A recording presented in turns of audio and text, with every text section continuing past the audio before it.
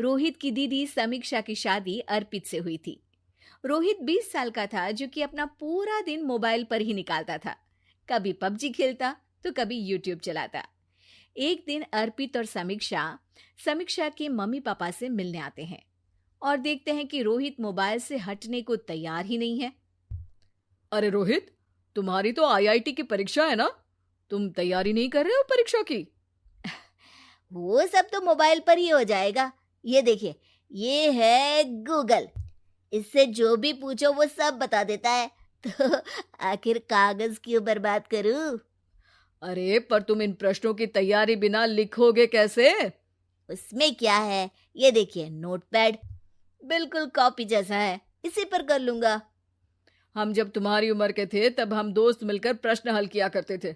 उससे हमारी हैंडराइटिंग की भी प्रैक्टिस हो जाती थी और समय का भी अंदाजा लग जाता था। और फिर साथ में हम एक दूसरे की मदद भी कर देते थे अगर कोई अटक जाए तो। आपका जमाना अलग था जीजा जी। अभी जमाना फास्ट और स्मार्ट हो गया है। जमाना क्या, अब तो फोन भी स्मार्ट हो गया है। समय के साथ बदलना पड़ता है जीजा जी। अब बस भी कीजिए आप, हर चीज को लेक्चर में बदल देते हैं। रोहित अच्छा कर लेता है परीक्षा में। इतने में अर्पित के सास ससुर जी आ जाते हैं हॉल में, और अर्पित इस बारे में बात नहीं करता।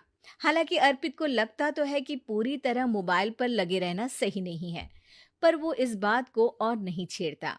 ऐसे ही 2 दिन निकल जाते हैं। समीक्षा, मुझे काम से फोन आया था, मुझे वापस काम पर लौटना पड़ेगा। पर हमें आए हुए तो 2 ही दिन हुए हैं। अभी चले गए तो माँ और पापा को अच्छा नहीं लगेगा ना। अच्छा ठीक है, तुम रुक जाओ, मैं काम खत्म करके फिर लौट आऊंगा। एक काम कीजिए ना, परसों रोहित भी परीक्षा के लिए निकलेगा, आप उसी के साथ निकल जाना। दोनों वैसे भी बात नहीं करते, साथ में जाएंगे तो हो सकता है आप लोग आपस में बातचीत भी करने लग जाओ। आह, ठीक है, मैं काम को 2 दिन टाल सकता हूँ।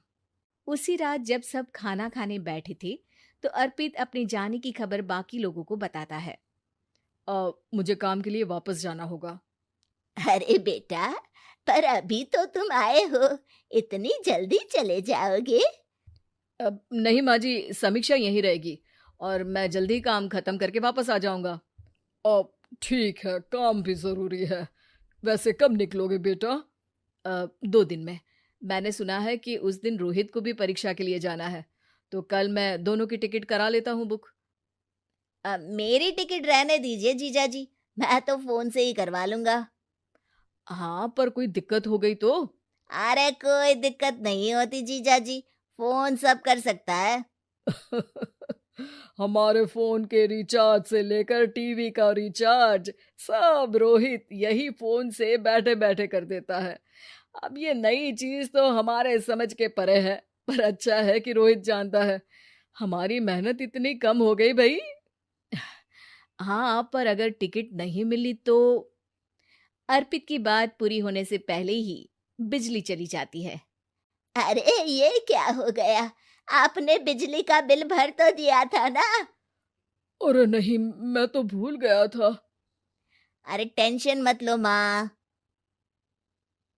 देखा जीजा जी, आप बिजली का बिल भी भर सकते हो, समय बदल गया है। एक बार फिर अर्पित इस बात पर बहस नहीं करता। अगले दिन जाकर अपनी टिकट करवाता है और पैकिंग कर रहा होता है, जब शाम को अचानक से रोहित के चिल्लाने की आवाज आती है। नहीं, प्लीज प्लीज हो जा, ऐसा मत कर यार, प्लीज हो जा। अरे क्या हो गया रोहित? दीदी, सर्वर हैंग हो गया, मेरे टिकट मेरी टिकट नहीं हो पाई दीदी। क्या मतलब टिकट नहीं हो पाई? इतने में वहां रोहित के मम्मी और पापा भी आ जाते हैं। अरे क्या हो गया? माँ, मेरा टिकट नहीं हो पाया, सर्वर डाउन हो गया। अरे पर तूने तो बोला था कि हो जाएगा। हो जाता है, पर अब क्या करूं, ये क्या हो गया? अब कल की तो कोई बस भी नहीं है, ना ही अब टिकट मिलेगी ट्रेन की कल के लिए। मुझे तो कोई रास्ता नहीं दिख रहा। अब फिर लगता है मेरा ये साल बर्बाद हो जाएगा। घर पर एकदम से दुख का माहौल छा जाता है और सब रोहित को डांटते हैं, पर इतने में अर्पित वहां आ जाता है। आप सब रोहित को क्यों डांट रहे हैं? आपने ही तो उसे बढ़ावा दिया था ना।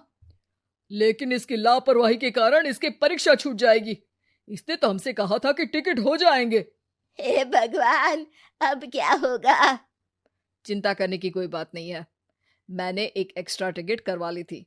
मैं समझता हूँ कि मोबाइल हमारा ही काम आसान करने के लिए है, पर उस पर ही पूरी तरह से निर्भर होना तो गलत बात है ना।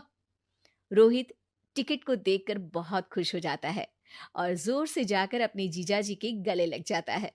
सॉरी जीजाजी, मुझे आपकी बात ध्यान से सुननी चाहिए